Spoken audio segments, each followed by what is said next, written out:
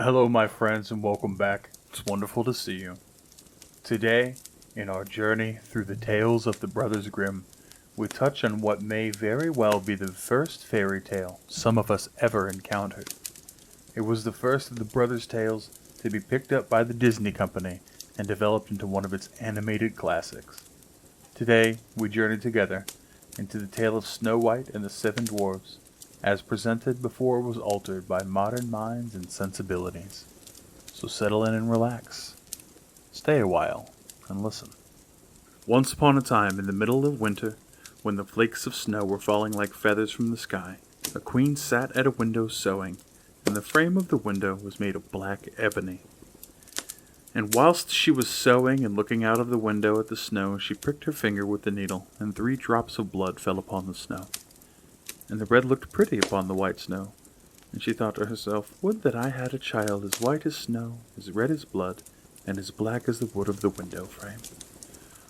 Soon after that she had a little daughter, who was as white as snow, and as red as blood, and her hair was as black as ebony, and she was therefore called Little Snow White. And when the child was born, the queen died. After a year had passed, the king took to himself another wife. She was a beautiful woman, but proud and haughty. She could not bear that anyone else should surpass her in beauty. She had a wonderful looking-glass, and when she stood in front of it and looked at herself in it, she said, looking glass, on the wall, who in this land is the fairest of all?" And the looking-glass answered, "Thou, O Queen, art the fairest of all." Then she was satisfied, for she knew that the looking-glass spoke the truth. But Snow White was growing up and grew more and more beautiful, and when she was 7 years old she was as beautiful as the day, and more beautiful than the queen herself. And once, when the queen asked her looking-glass, looking glass on the wall, who in this land is the fairest of all?" it answered, "Thou art fairer than all who are here, Lady Queen, but more beautiful still is Snow White, as I ween." Then the queen was shocked, and turned yellow and green with envy. From that hour, whenever she looked at Snow White, her heart heaved in her breast. She hated the girl so much. And envy and pride grew higher and higher in her heart, like a weed, so that she had no peace day or night. She called a huntsman and said, "Take that child away into the forest. I will no longer have her in my sight. Kill her, and bring me back her heart as a token." The huntsman obeyed, and took her away. But when he had drawn his knife and was about to pierce Snow White's innocent heart, she began to weep and said, "Ah, dear huntsman, leave me my life. I will run away into the wild forest and will never come home again." And as she was so beautiful, the huntsman had pity on her, and said, "Run away then, you poor child. The wild beasts will soon have devoured you," he thought, and yet it seemed as if a stone had been rolled from his heart, since it was no longer needful for him to kill her. And as a young boar just then came running by, he stabbed it, and cut out its heart, took it to the queen as proof that the child was dead. The cook had to salt this, and the wicked queen ate it, and she thought she had eaten the heart of Snow White. But now the poor child was all alone in the great forest, and so terrified that she looked at every leaf and every tree, and did not know what to do. She began to run, and ran over sharp stones and through thorns, and the wild beasts ran past her, but did her no harm. She ran as long as her feet would go, until it was almost evening, and then she saw a little cottage, and went into it to rest herself. Everything in the cottage was small, but neater and cleaner than could be told. There was a table on which was a white cover, and 7 little plates, and on each plate a little spoon. Moreover, there were 7 little knives and forks, and 7 little mugs. Against the wall stood even 7 little beds side by side, and covered with snow-white counterpanes. Little Snow White was so hungry and thirsty that she ate some vegetables and bread from each plate, and drank a drop of wine out of each mug, for she did not wish to take it all from only one. Then, as she was so tired, she laid herself down on one of the little beds, but none of them suited her. One was too long, another too short, but at last she had found that the 7th one was right, and so she remained in it, said a prayer, and went to sleep. When it was quite dark, the owners of the cottage came back. They were 7 dwarves who dug and delved in the mountains for ore.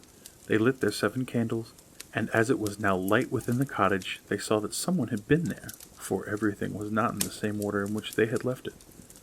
The first said, "Who has been sitting on my chair?" The second said, "Who has been eating off my plate?" The third said, "Who has been taking some of my bread?" The fourth said, "Who has been eating my vegetables?" The fifth said, "Who has been using my fork?" The sixth said, "Who's been cutting with my knife?" The seventh said, "Who has been drinking out of my mug?" And the first looked around and saw there was a little hole on his bed, and said, "Who has been getting into my bed?"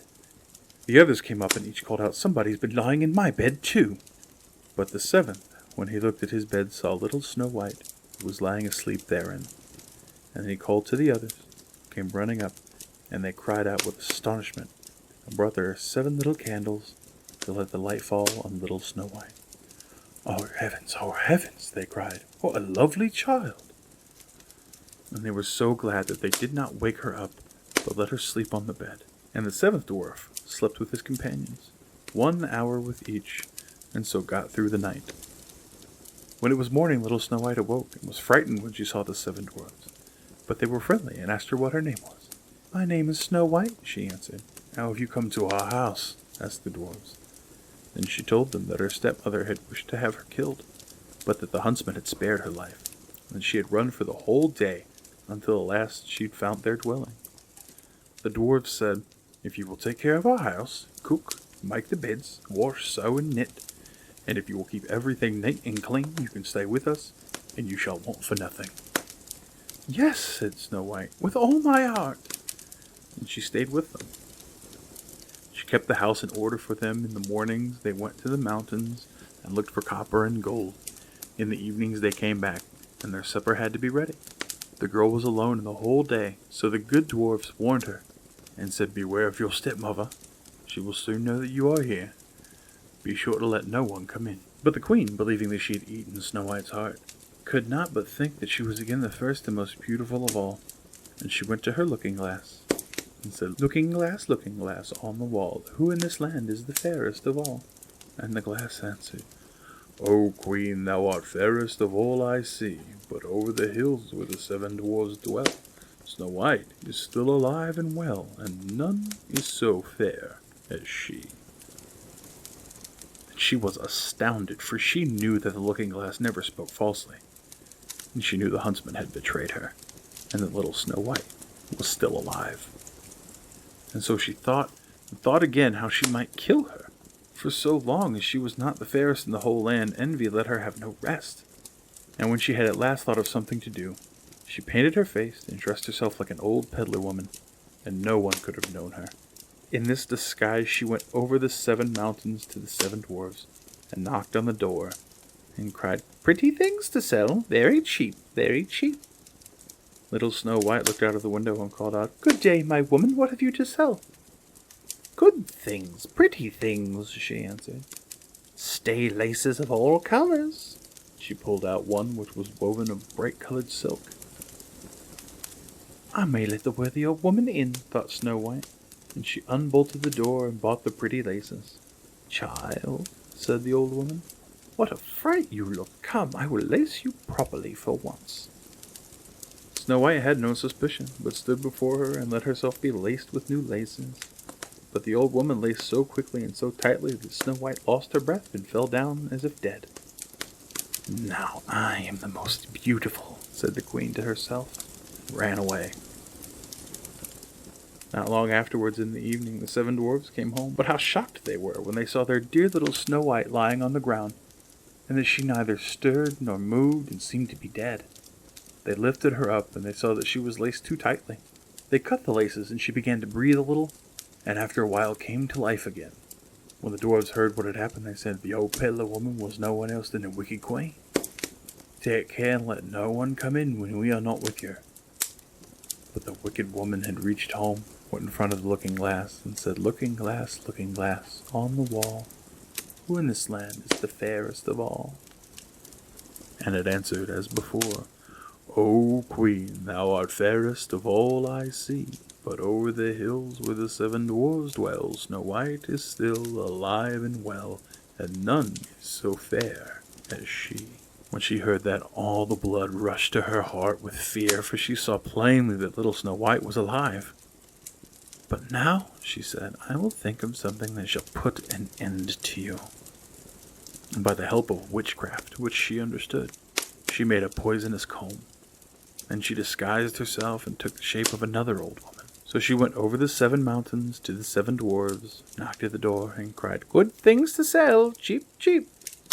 Little Snow White looked out and said, Go away, I cannot let anyone come in. I suppose you can look, said the old woman, and pulled the poisonous comb out and held it up. It pleased the girl so well that she let herself be beguiled and opened the door. When they made a bargain, the woman said, Now I will comb you properly for once. Poor little Snow White had no suspicion, and let the old woman do as she pleased. But hardly had she put the comb in her hair than the poison in it took effect, and the girl fell down senseless. You paragon of beauty, said the wicked woman. You are done for now. And she went away. But fortunately, it was almost evening when the 7 dwarves came home. When they saw Snow White lying as if dead upon the ground, they at once suspected the stepmother. And they looked and found the poisoned comb. Scarcely had they taken it out when Snow White came to herself and told them what had happened. They warned her once more to be upon her guard and to open the door to no one. The queen at home went in front of the glass and said, Looking glass on the wall, who in this land is the fairest of all? But then it answered as before, O queen, thou art fairest of all I see. But over the hills where the 7 dwarves dwell, Snow White is still alive and well, and none is so fair as she. When she heard the glass speak thus, she trembled and shook with rage. Snow White shall die, she cried, even if it costs me my life. Thereupon she went into a quite secret, lonely room where no one ever came, and she made a very poisonous apple. Outside it looked pretty, white with a red cheek, so that anyone who saw it longed for it, but whoever ate a piece must surely die. When the apple was ready, she painted her face and dressed herself up as a countrywoman, and so she went over the 7 mountains to the 7 dwarves. She knocked at the door. Snow White put her head out of the window and said, I cannot let anyone in. The 7 dwarves have forbidden me. It is all the same to me, answered the woman. I shall soon get rid of my apples. There, I will give you one. No, said Snow White, I dare not take anything. Are you afraid of poison? Said the old woman. Look, I will cut the apple in 2 pieces.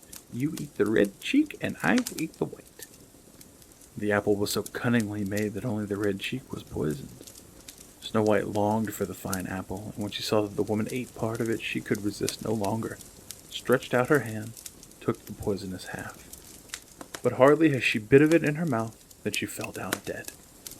The queen looked at her with a dreadful look and laughed aloud and said, White as snow, red as blood, black as ebony wood. This time the dwarfs cannot wake you up again. When she asked the looking-glass at home, Looking glass on the wall, who in this land is the fairest of all? It answered at last, O queen, in this land thou art fairest of all. Then her envious heart had rest, so far as an envious heart can have rest. The dwarves, when they came home in the evening, found Snow White lying upon the ground. She breathed no longer, and was dead. They lifted her up, looked to see whether they could find anything poisonous, unlaced her, combed her hair, washed her with water and wine. But it was all of no use. The poor child was dead and remained dead. They laid her upon a bier, and all 7 of them sat round it and wept for her, and wept for 3 days long. Then they were going to bury her, but she still looked as if she were living, still had her pretty red cheeks. They said, We could not bury her in the dark ground. And they had a transparent coffin of glass made, so that she could be seen from all sides, and they laid her in it, and wrote her name upon it in golden letters, and that she was the king's daughter. And then they put the coffin out upon the mountain, and one of them always stayed by it and watched it. And birds came too, and wept for Snow White, first an owl, then a raven, and last a dove. And now Snow White lay a long, long time in the coffin, and she did not change, but looked as if she were asleep, for she was as white as snow, as red as blood, and her hair was black as ebony. It happened, however, that a king's son came into the forest, and went to the dwarf's house to spend the night. He saw the coffin on the mountain and the beautiful Snow White within it, and read what was written upon it in golden letters. And he said to the dwarves, "Let me have the coffin. I will give you whatever you want for it." But the dwarves answered, "We will not part with it for all the gold in the world." Then he said, "Let me have it as a gift, for I cannot live without seeing Snow White. I will honor and prize her as my dearest possession." As he spoke in this way, the good dwarves took pity on him and gave him the coffin. And now the king's son had it carried away by his servants on their shoulders. But as it happened, they stumbled over a tree stump, and with a shock, the poisonous piece of apple, which Snow White had bitten off, came out of her throat. And before long she opened her eyes, lifted up the lid of the coffin, sat up, and was once more alive. "Oh heavens, where am I?" she cried. And the king's son, full of joy, said, "You are with me," and told her what had happened, and said, "I love you more than everything in the world. Come with me to my father's palace. You shall be my wife." And Snow White was willing, and went with him, and their wedding was held with great show and splendor. But Snow White's wicked stepmother was also bidden to the feast. When she had arrayed herself in beautiful clothes, she went to the looking-glass, and said, looking glass on the wall, who in this land is the fairest of all?"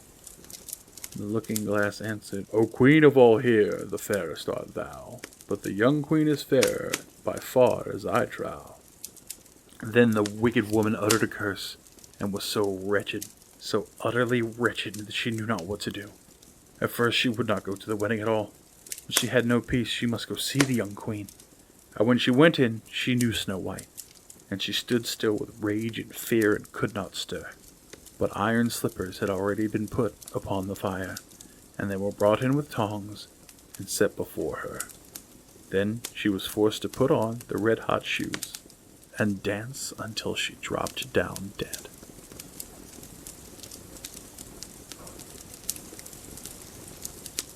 Thank you, my friends, for joining me for our story today. Your time is very precious to me. If you enjoyed our story, please like the video, subscribe to my channel, and turn on notifications, and share our little get-togethers with your friends. All of these things are incredibly helpful to get our stories out to more friends. I had such a wonderful time with you all today, and I hope you'll join me again tomorrow, where I will read a new tale and invite you once again to stay a while and listen.